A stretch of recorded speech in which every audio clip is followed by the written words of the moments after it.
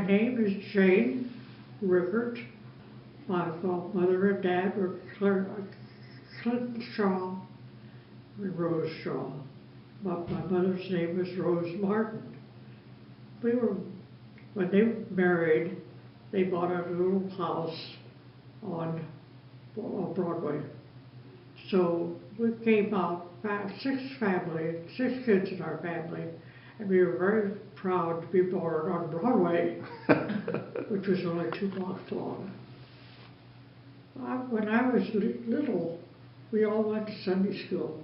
My dad had been not one of our faiths, but since he knew his children were going to do something like that, and they loved to sing, and he would love to hear them sing, and I think that got him involved with the church and us kids as easily as anything would have done, because it was not a forced item that we were put onto.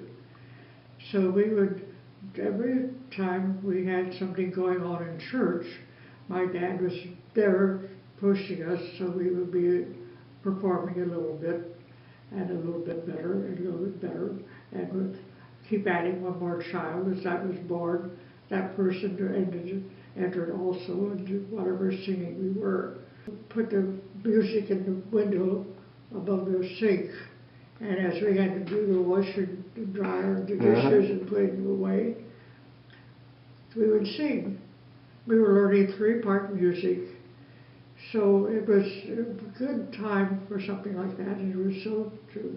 Meanwhile, we were all involved in Sunday school.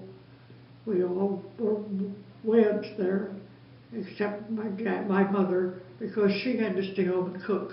And eventually, my father served on the church council, and he was very honest with the Reverend Lowe, who was having a difficult time financially with his family at that time. It was tough times for everybody, including ministers, and some of the people in our church thought we should not pay the preacher under the circumstances, but my dad wanted to bat for him, and he was one of them that pushed it, and he really got things going for him, so he had a good retirement, which saved our lives.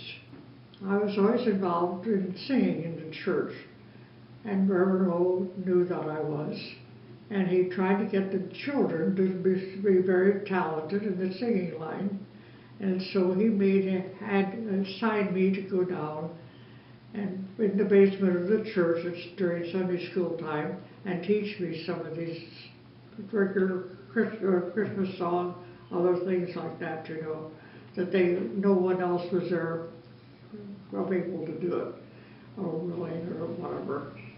Well, I helped with kindergarten. Oh. I helped with the council.